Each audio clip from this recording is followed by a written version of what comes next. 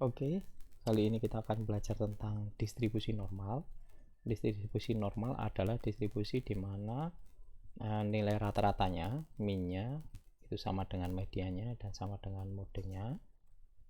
Di distribusi ini, sebaran data di sebelah kiri dan sebelah kanan simetris. Artinya 50% data berada di sebelah kiri dari puncak atau rata-ratanya. Kemudian 50% juga ada di sebelah kanannya gitu. Pertama kita bisa membuat data distribusinya dengan menggunakan NumPy, sehingga kita akan import NumPy SNP, atau mungkin kita juga bisa pakai Scipy, import Scipy stat stat. Oke, kita akan buat datanya. Misalnya kita beri data kita adalah X sama dengan Scipy stat ya, Scipy stat norm RVS random values. Kita buat nilai rata-ratanya misalnya 0 dengan standar deviasi 5 sebanyak 10.000. Biasanya semakin banyak data kita semakin bagus begitu. Kemudian plt his, kita buat histogramnya dari X. Oke, kita belum import matplotlib-nya. Kita import dulu, import matplotlib pyplot splt.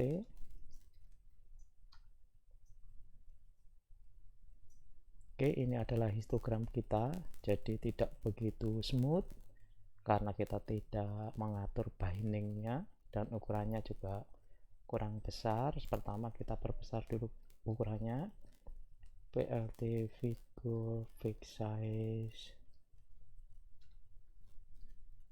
kita buat misalnya 9,6. kemudian bindingnya kita buat pengelompokan datanya, kita buat garis bawahnya pengelompokan X nya itu sebanyak 30 data, misalnya begitu, pin sama dengan 30. Agak lebih bagus, lebih smooth, mungkin akan lebih bagus kalau kita atur tampilannya menggunakan Seaport. Jadi import Seaport SSNS, kemudian SNS set. Jadi kita pakai style talk contact talk, stylenya tix, kontaknya talk biar lebih besar tulisannya. Jadi kita pakai oke, lebih bagus tampilannya. Jadi di sini histogram kita normal seperti ini, jadi jarak ke kiri dan ke kanan sama. Kita bisa juga tampilkan di sini, misalnya kita buat SNS KDE plot yang lebih smooth begitu ya, dari X fill it through set through ya, set through alpha 0,5 misalnya. Nggak nampak mungkin karena angka untuk histogramnya tinggi, berarti kita buat ini density through ya, tingginya sama. Nah, mungkin warnanya kita beri alfanya kurang besar berarti, sehingga tidak nampak ini HDI nya. Oke, mungkin warnanya kita beri ini saja, yang atas saja, kita buat alfanya lebih kecil yang atas. Jadi ini kita buat alfanya sama dengan 0,5, sementara yang bawah tidak usah diberi alfa, tapi kita beri color yang berbeda, kita beri warna yang berbeda. Wah, warnanya oranye misalnya begitu.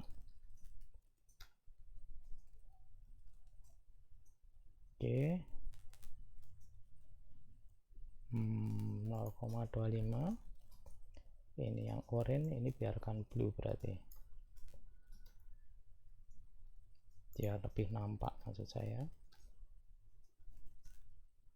Oke. Jadi ini distribusinya, asalnya yang belakang ini kalau 0,25 memang benar-benar nampak dia. Jadi mungkin kayak begini lebih jelas sedikit. Jadi ini histogramnya, tapi kita buat density-nya sehingga sama dengan nilai KDE-nya. Ini adalah beberapa tipologi dari distribusi normal. Kalau misalnya kita buat histogram dengan X yang berbeda, misalnya kita buat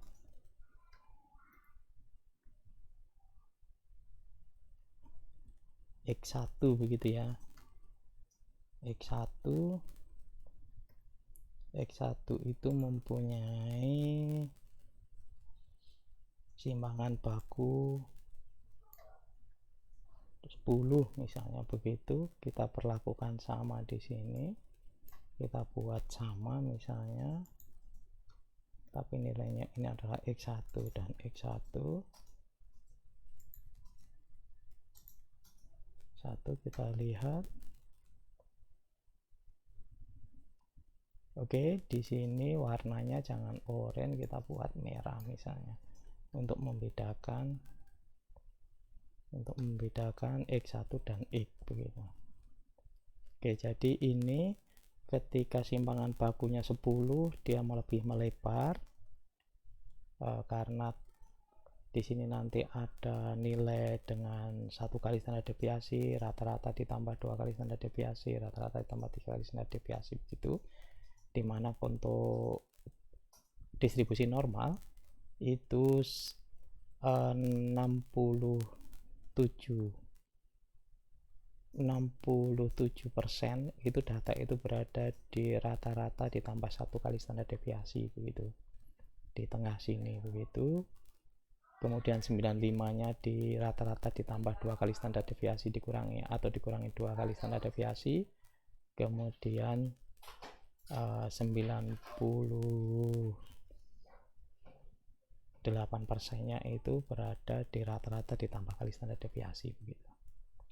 Jadi ini adalah sebaran dari kurva standar. Bagaimana kalau misalnya rata-ratanya yang kita geser, bukan di 0 tapi misalnya rata-ratanya di 5, tapi standar deviasinya sama 5. Standar deviasinya sama. Kalau tadi rata-ratanya sama, standar deviasinya berbeda. Sekarang standar deviasinya sama tapi rata-ratanya berbeda. Jadi di sini terlihat bahwa kurvanya sama tapi bergeser karena tadi nilai rata-ratanya di 5 bukan lagi di 0. Sementara yang kuning ini, yang oranye ini berada di 0, yang merah ini berada di 5, titik tengahnya itu, puncaknya itu. Jadi berdasarkan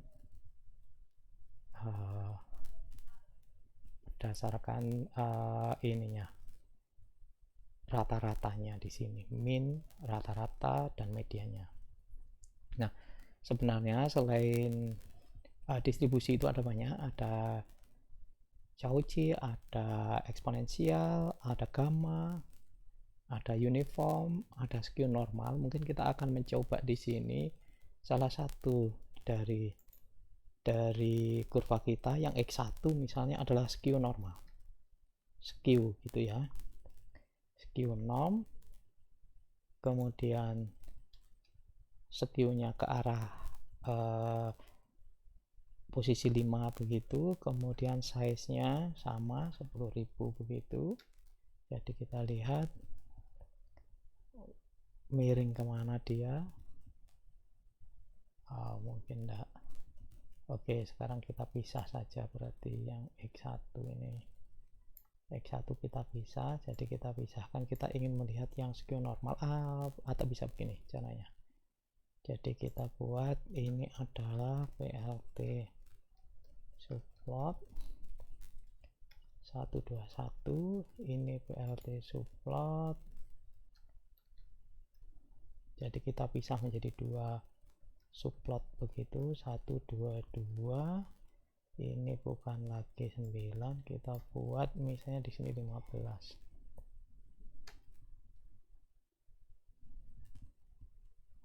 Oke, jadi di sini yang satu distribusi normal, yang satu agak miring begitu dengan kemiringan 5 begitu. Coba biar lebih nampak lagi, kita buat miringnya ke 10 gitu. Jadi ekornya ke kanan lebih panjang begitu. Oke. Jadi mungkin karena datanya cukup besar sehingga mungkin density-nya kita buang coba biar. Nah, dua-duanya ada density-nya sih. Kalau density-nya dibuang nanti yang KDI-nya akan hilang di sini, tidak nampak, tetapi histogramnya akan nampak lebih bagus begitu. Oke, di sini terlihat bahwa ini adalah distribusi normal, sementara ini adalah distribusi skew. Nah, kita akan gunakan X dan X1 tadi. X adalah yang normal, X1 yang skew normal. Kita akan gunakan untuk uji normalitas dari suatu distribusi. Kenapa uji normalitas ini penting? Di statistik uji normalitas ini penting dengan beberapa alasan, bahwa kalau data kita itu terdistribusi normal, kita bisa menggunakan uji parametrik. Tetapi kalau data kita tidak terdistribusi normal, kita harus menggunakan uji non parametrik. Jadi mengetahui apakah data kita terdistribusi normal atau tidak merupakan hal yang penting di statistik. Ada banyak cara. Jadi di sini kita bisa melihat dari histogramnya kita bisa tahu apakah ini normal atau tidak. Kemudian cara yang lain kita bisa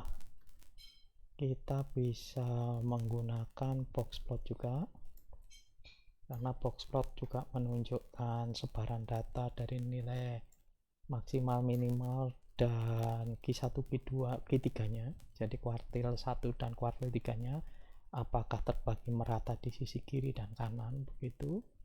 Jadi ini tidak lagi his, jadi ini saya buang, KDI nya dibuang saja. Kemudian kita rubah bukan his tapi box plot. Kita buat ini box plot.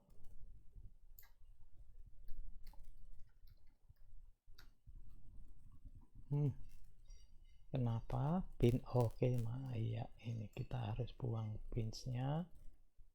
Kemudian color dia juga tidak mau, kemungkinan besar karena dia nanti tengahnya kosong biasanya. Jadi kita buang semuanya, tinggal box plot begitu saja. Jadi ini box plotnya. Kalau dia terdistribusi normal, box plotnya yang bawah ini adalah Q1, yang atas ini di atas kotak, yang batas kotak atas ini adalah Q2, ini adalah median, kemudian ini adalah nilai maksimal dan ini nilai minimal. Untuk kurva yang terdistribusi normal, maka di sini kotaknya ini simetris, terbagi simetris nilai mediannya, kemudian juga nilai minimal dan maksimalnya juga simetris. Di sini terlihat ada beberapa outlier, nanti kita akan pelajari bagaimana caranya menghilangkan outlier. Ini juga ada outlier, tetapi kita lihat di sini ada ekor memanjang di sisi maksimal di sini, mendekati nilai maksimalnya di sini. Begitu juga kotaknya lebih lebar di Q3 daripada dari median ke Q1 gitu. Jadi ini bisa memberi indikasi tentang normalitas gitu. Kemudian kalau secara statistik, secara numeriknya, ini tadi secara grafisnya, secara numeriknya kita bisa menggunakan, yang pertama adalah kita bisa menggunakan uji Shapiro-Wilk.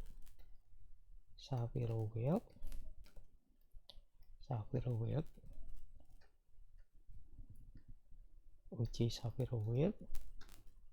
Jadi kita bisa menggunakan start Shapiro X1 X, nilainya p-value-nya untuk X, p-value-nya di atas 0,05 sehingga tidak ada perbedaan signifikan antara distribusi normal dengan X. Sementara ketika kita hitung menggunakan X1, kita lihat ketika X1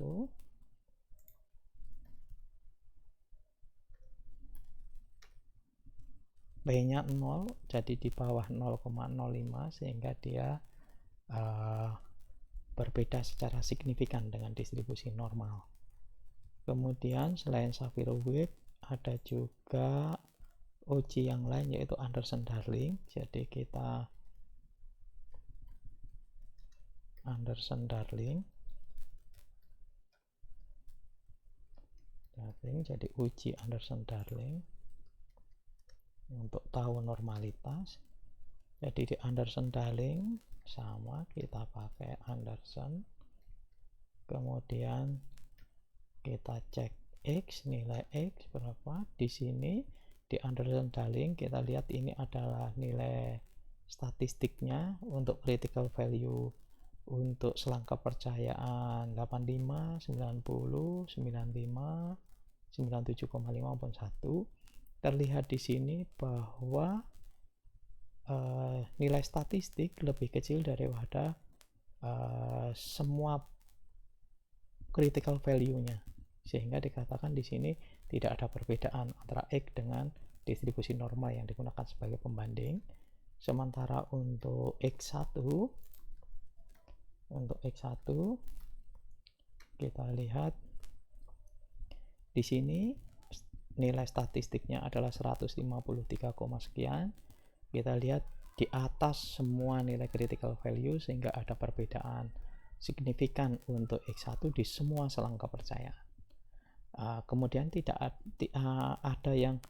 ada lagi satu metode uji normalitas yang visual juga sebenarnya, yaitu kita menggunakan ggplot. Jadi menggunakan ggplot, di mana di ggplot ini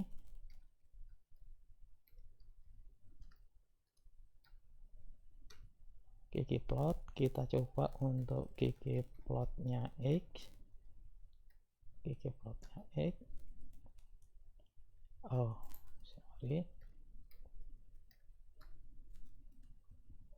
jadi di sini garis merah ini menunjukkan mewakili distribusi normal. Ketika distribusi kita itu inline, jadi fit, cocok dengan garis merah ini, berarti dia terdistribusi normal, sehingga R kuadratnya akan sangat besar, bahkan dalam kasus ini 1, karena memang kita tadi membuat distribusi normal. Sekarang bagaimana kalau kita uji menggunakan kuantil plot untuk X1? Terlihat di sini bahwa ini adalah distribusi normalnya, sementara distribusi X1 kita itu menyimpang dari garis merahnya. Itu beberapa hal tentang bagaimana cara membuat distribusi. Kita ambil contoh tadi adalah distribusi normal dan skew, jadi yang condong ke kiri, ekornya ke kanan begitu. Kemudian kita belajar bagaimana cara menguji normalitas suatu distribusi. Jadi misalnya kita mengukur statistik, kalau dia terdistribusi normal kita bisa menggunakan uji parametrik. Ketika dia tidak terdistribusi normal kita menggunakan uji non parametrik. Termasuk juga ketika kita mengajukan uji linear regresi linear, residu dari hasil prediksi dengan data awal itu harus terdistribusi normal sehingga tidak ada error sistematis di dalam pengukuran regresi kita. Itu barangkali video kita hari ini. Mungkin kita akan belajar ke berikutnya mengenai bagaimana menghilangkan pencilan dengan beberapa cara nanti.